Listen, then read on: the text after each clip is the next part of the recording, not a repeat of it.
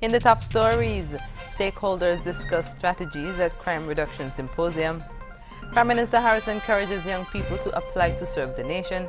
And Premier Amory says more education is needed about the CSME. The details on these stories and more after the break. Love is in the air at Courts. Make your credit purchase of $499 and over for your big chance at winning an all-inclusive weekend getaway for two to the lovely island of St. Lucia. Plus, when you shop, you pay nothing for 30 days. This offer valid from February 6 to 18. Love is in the air, so celebrate with a romantic weekend getaway. Don't wait. Shop at Courts today. Courts, bringing value home.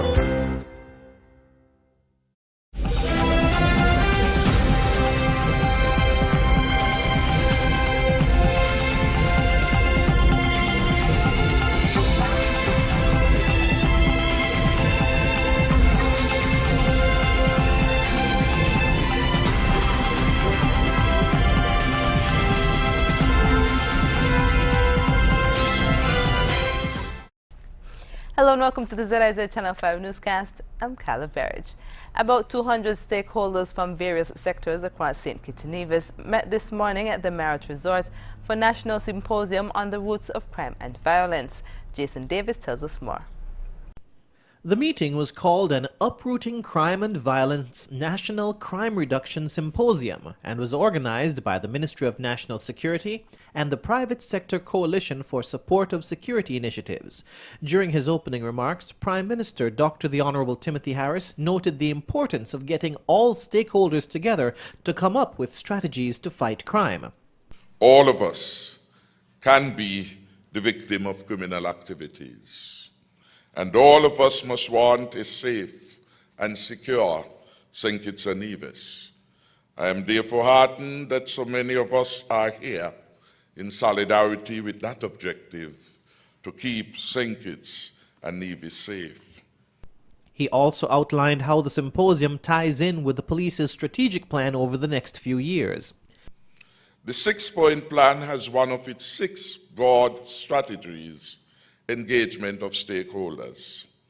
The action points listed under this category include, inter alia, encouraging the Ministry of Education and Social Services to reinvigorate the truancy programs, creating interagency teams with the Ministry of Health and Public Works, and in the development of victim support mechanisms. Keynote presenter Dr. Niels Chaitin told the participants that their input is crucial in addressing the psychosocial roots that feed prevalent crimes. Ladies and gentlemen, I would not be developing a plan. You will. At the end of the day, it would not be my plan. It will be your plan. I believe we have a very good cross-section of professionals and lay people alike. I believe we have the brain power in this room to develop a national strategic plan, and that's your job. Dr. Chaitin's address was followed by an open discussion and group work to identify strategies to address the most significant causes of crimes. All strategies will be collected and will be used to build a St. Kitts and Nevis national comprehensive strategy for crime reduction. Jason Davis for ZIZ News. Prime Minister Dr. the Honorable Timothy Harris has called on able-bodied residents to sign up to fill vacancies that exist within several national security agencies. The call was made at the 3rd edition of the Good Governance and Accountability for Prosperity Town Hall meetings. The meeting was held on Tuesday at the Newtown Community Center. We have over 100 jobs going, begging, in the national security. Policemen, defense force, and of course, the rest of the fire services. If you have a young, able-bodied son at home, not doing no work, send him to fill out an application, because you have to make a start somewhere. Dr. Harris, who is also the Minister of National Security, said working in the security field is a good start for persons who are unemployed and wish to serve their country. When the young man, in the context of our security challenges, says that I will work in defense of law and order, What better calling could there be? And that is why the government has been reaching out. That is why for the last 2 years we gave the security forces their largest budget ever in the history. That is why this year we have expended already $5 million to bring the city CCTV cameras all around Bastille and Shadwell and Keyon and Charlestown, because there must be peace in the land again. Officials hope that the improved facilities, increase in pay, expansion of training opportunities, and restructured promotional procedures will attract more men and women to consider a career in the security field. Minister of Labour Honourable Vance Amory says a lot more needs to be done to engage citizens and residents in the workings of the CARICOM Single Market and Economy, CSME, and the many opportunities available. In an interview with the St. Kitts and Nevis Information Service, SKNIS, Premier Amory said that because people don't fully understand and have not been fully acquainted with the provisions of the CSME over the years, their general attitude towards the program has been met with much rejection. This has been a very big challenge where decisions are made as heads of government at the different agencies of CARICOM, but there has been no dissemination of the specifics and the details for people within the community to have a full appreciation. There is that understanding which has been signed on to since 1989 and subsequent adjustments to the Treaty of Chaguaramas to allow for the movement of skills, movement of goods, and so on. But there's still that lack of appreciation, of understanding of the meaning and the impact of those agreements.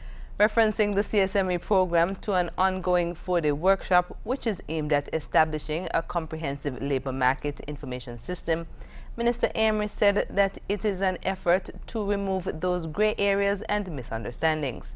He noted that such training is important as it paints a clearer picture, thus providing persons the avenue to learn more.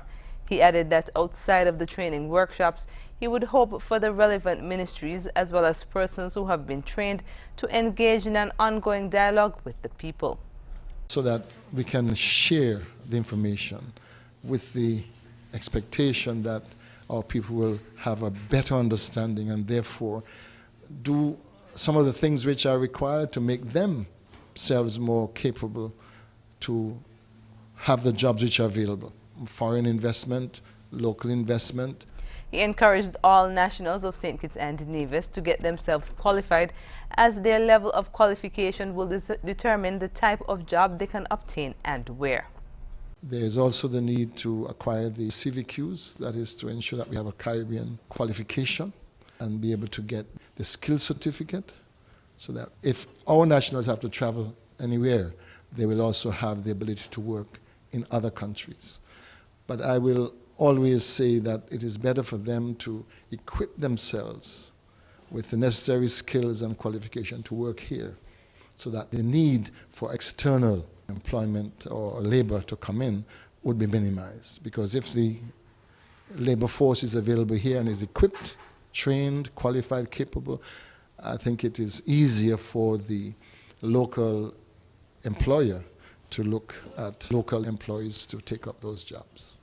Minister of Labour Honourable Vance Amory. The Ministry of Foreign Affairs has been hard at work the past 2 years, expanding the diplomatic footprint of St. Kitts and Nevis. This is according to Minister of Foreign Affairs Honourable Mark Brantley, who said that diplomatic relations have already been created with several countries. In terms of diplomatic relations, that is, engaging formally with other countries and establishing diplomatic relations with them, I'm very proud to tell you that in the last 2 years, the nation of St. Kitts and Nevis has established diplomatic relations with Belarus, Bolivia, Croatia, Cyprus, the Dominican Republic, Kenya, Kosovo, Maldives, Mauritius, Mongolia, the Gambia, Saudi Arabia, and Senegal. So in the last 2 years, we've established diplomatic relations with 13 new countries. Somebody asked about Russia. We already have diplomatic relations with Russia. He He said the ministry is trying to make it easier for the people of St. Kitts and Nevis to travel the globe. When you present your passport which says St. Kitts and Nevis, there should be no impediments to you traveling. And so we have embarked on a journey of negotiating what we call reciprocal visa waiver arrangements with various countries. And all that means is that we allow them to come to us without a visa, and they allow us to go to them without a visa. Now, I want you to understand that this has particular value, because passports and how passports are treated, they are ranked. And one of the indicators of your ranking is how many countries you can visit without a visa. Minister Brantley noted that citizens can travel to Kosovo, Brazil, Ukraine, Maldives, Indonesia, Seychelles, and Bolivia without a visa. He said it is expected that shortly citizens will be able to travel to Paraguay, Rwanda, Ethiopia, the United Arab Emirates, Kuwait, and Brunei. After the break, Unity Housing Solution Program to be launched next week, and local agro-processors display new products at exhibition. We'll tell you more when we come back.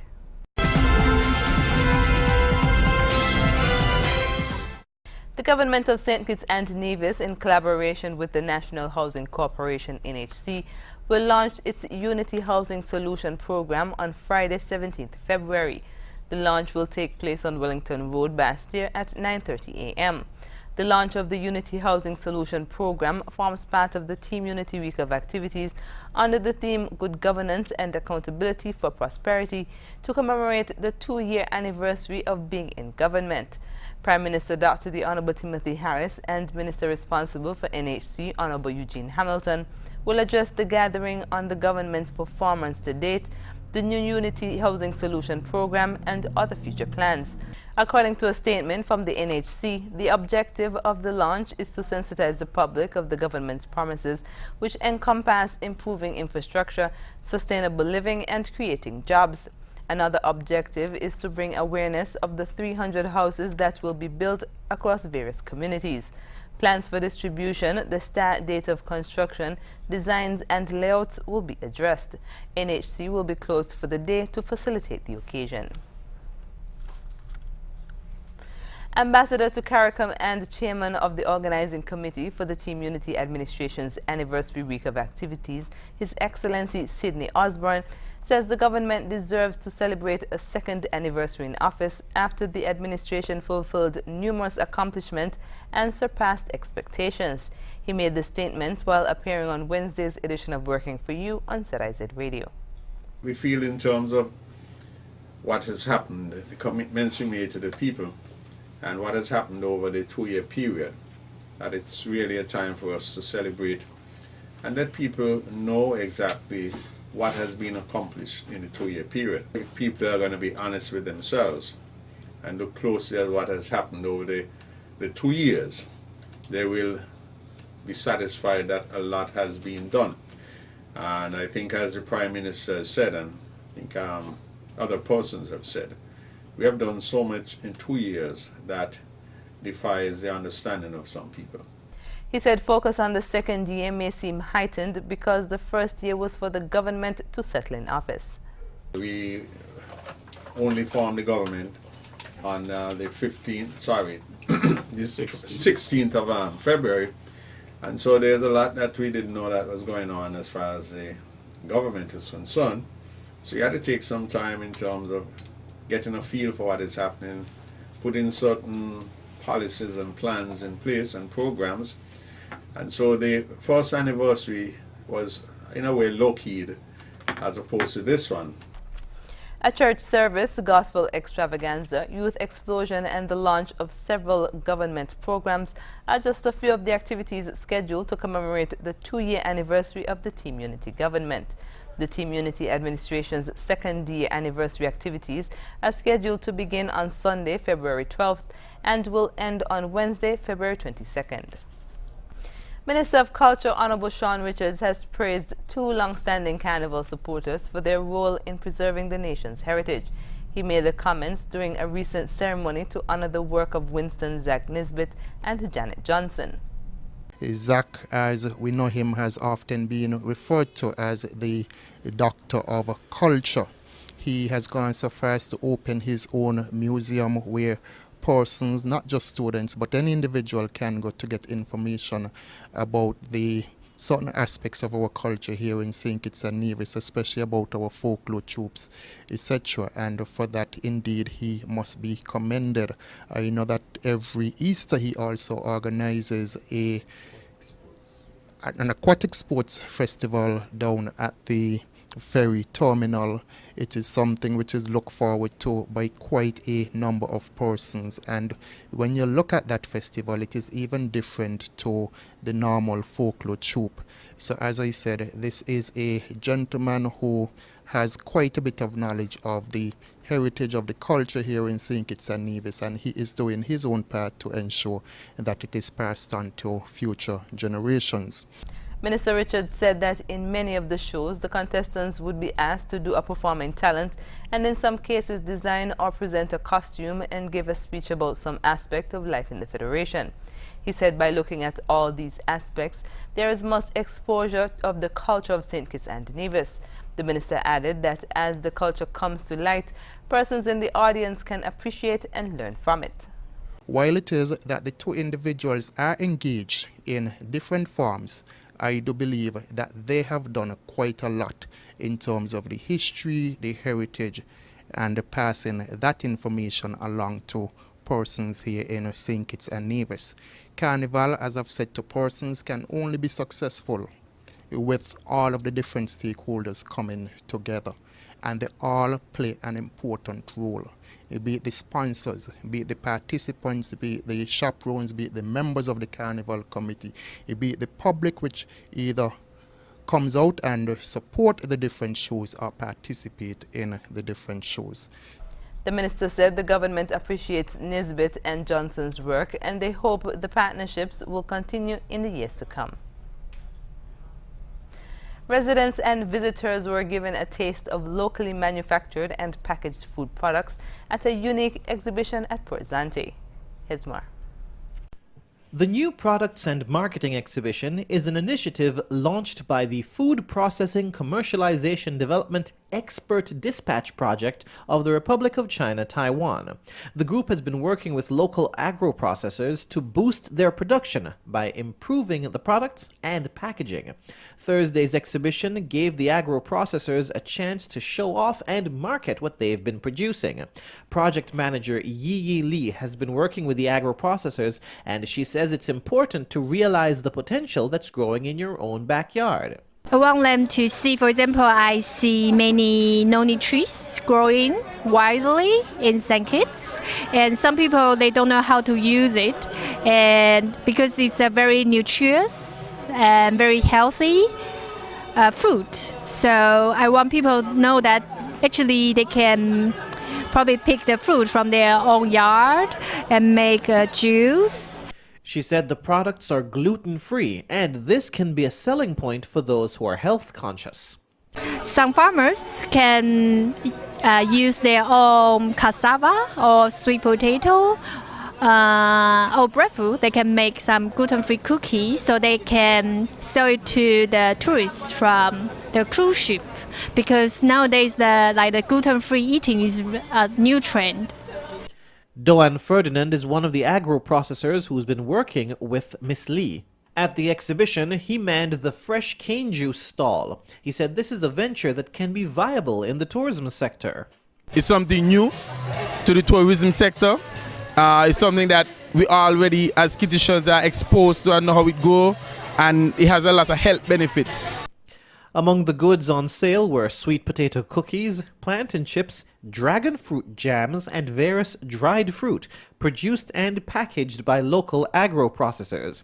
The officials boast that they're all made with healthy, local ingredients, and through proper marketing and packaging, agro-processors can become fully self-sufficient.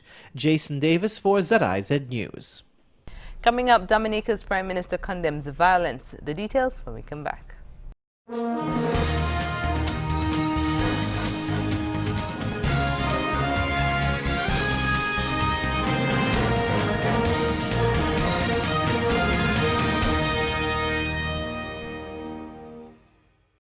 Dominica's Prime Minister has put the country's main opposition, United Workers' Party, on notice that the only way his administration will demit office is through the ballot box. The UWP held a public meeting in the capital, Roseau, on Wednesday, demanding the resignation of the Prime Minister and his cabinet. Hours later, violence, vandalism and gunshots erupted in the streets. The Dominica Prime Minister has put the blame squarely at the feet of the opposition, but UWP officials have also publicly denounced the violence, stating that the protests and violent acts are unrelated. Here's more.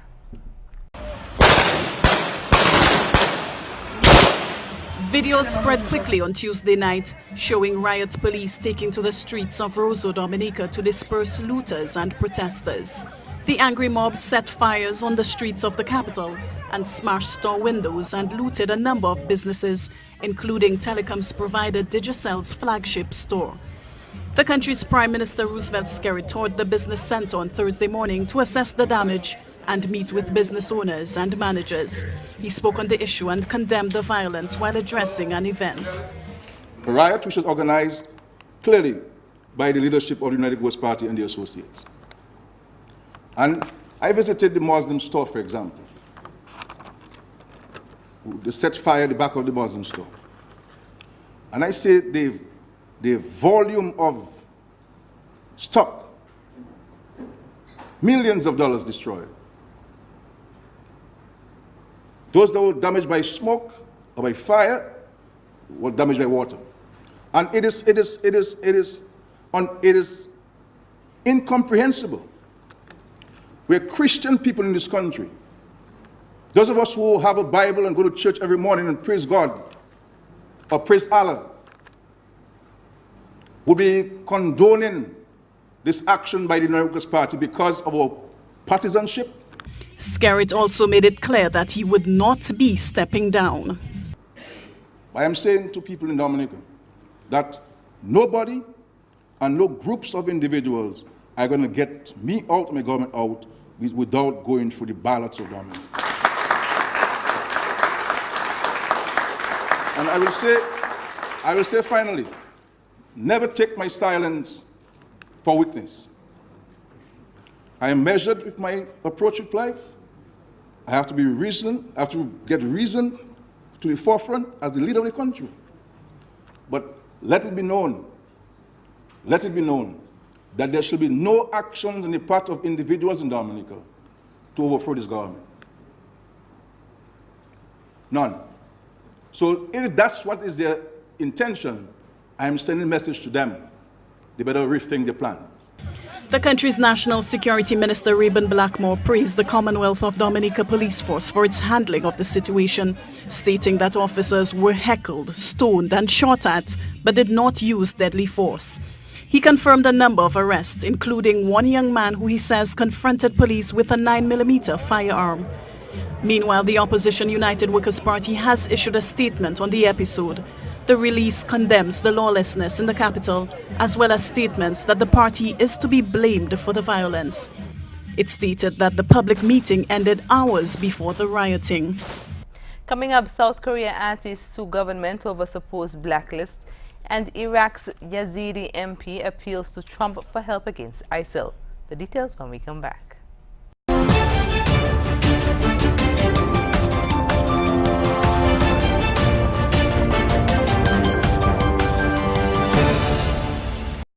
Several South Korean artists have launched a joint lawsuit seeking compensation for what they claim to be illegal monitoring and denial of funding by the government because of their political views.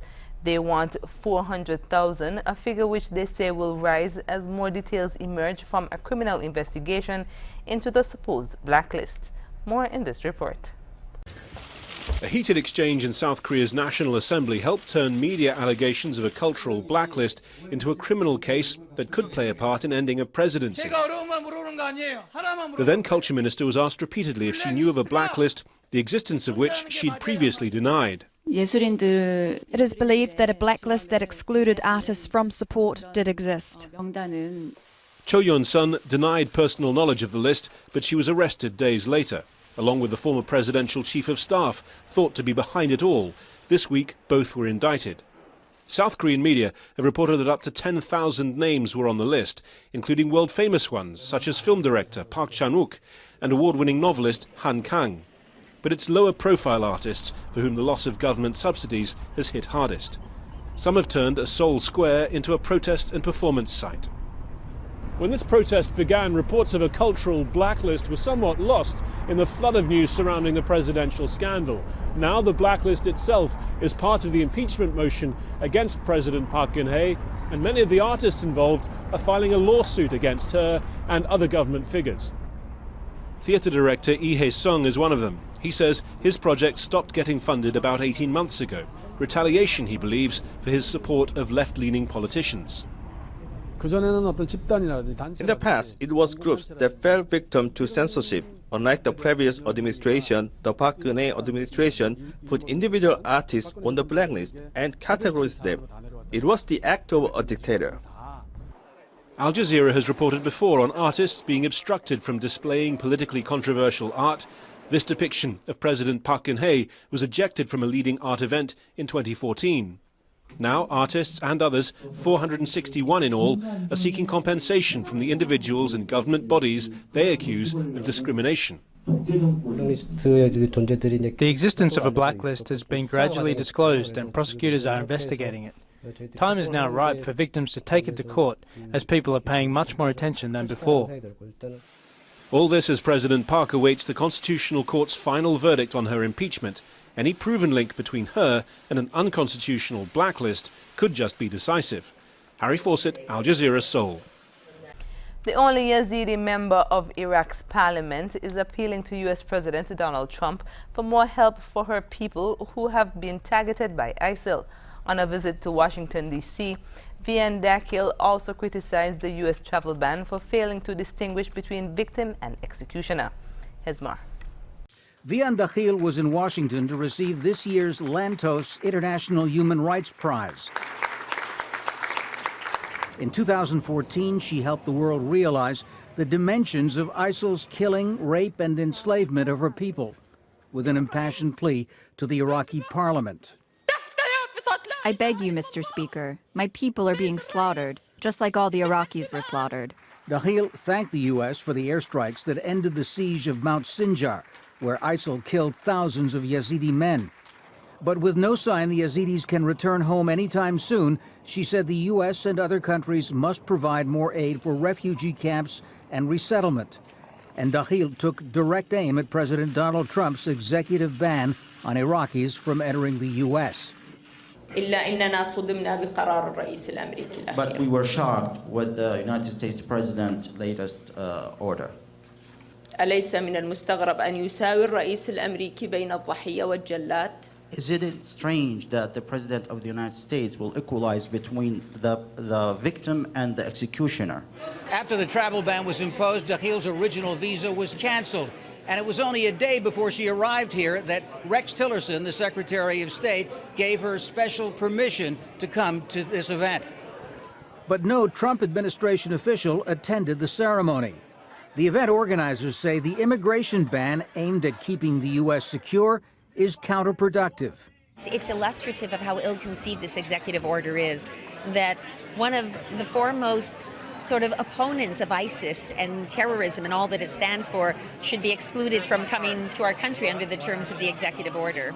So far, Dakhil has not been approached by anyone in Washington's new government, but she's hopeful. I want to speak with anyone can do something for my people. President Trump or any another one to do something for my people. Whether or not the doors to America will stay closed to Iraqis. Tom Ackerman, Al Jazeera, Washington. Up next in sports, we speak with house captains ahead of Bastia High's Sports Day and the Tiger Woods comeback in limbo because of back pain. Stay tuned. Love is in the air at Courts. Make your credit purchase of $499 and over for your big chance at winning an all-inclusive weekend getaway for two to the lovely island of St. Lucia. Plus, when you shop, you pay nothing for 30 days. This offer valid from February 6 to 18. Love is in the air, so celebrate with a romantic weekend getaway. Don't wait. Shop at Courts today.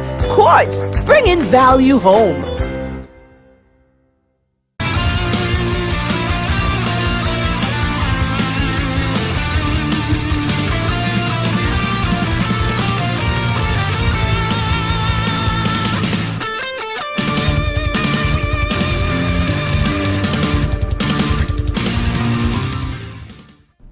We continue our interviews with the house captains at Bastille High School ahead of their sports day next weekend.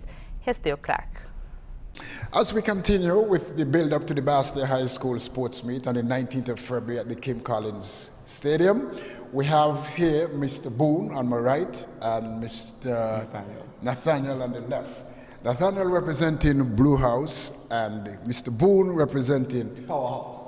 Orange House, Champion House last year, and promises to be Champion House this year. So we'll hear from the champion first as to what he plans to do to retain his championship.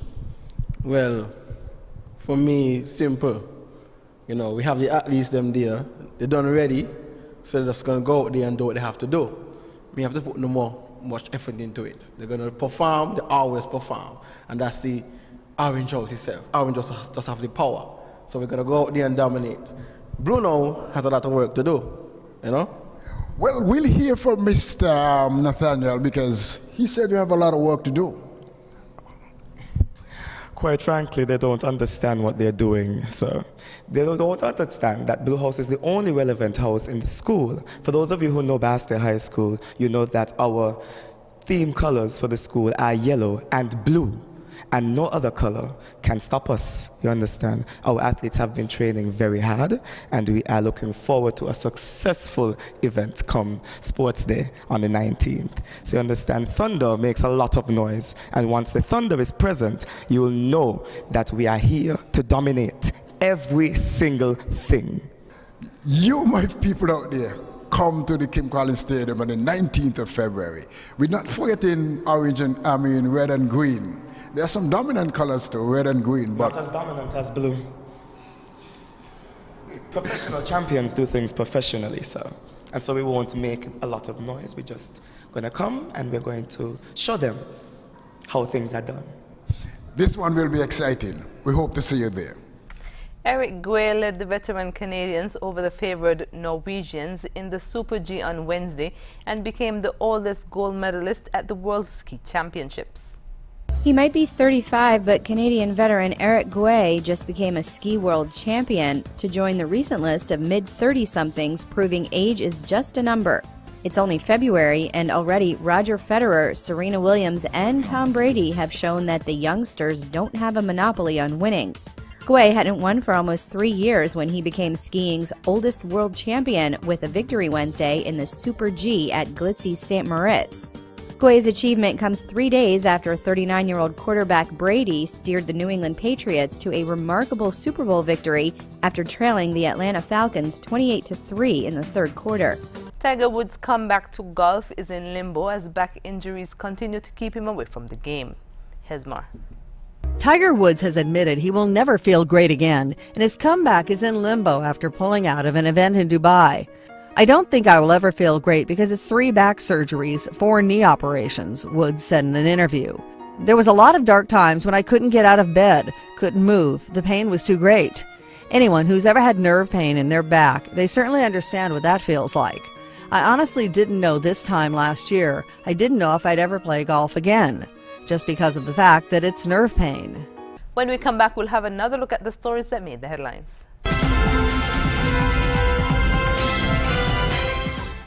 Recapping the top stories, stakeholders discuss strategies at Crime Reduction Symposium.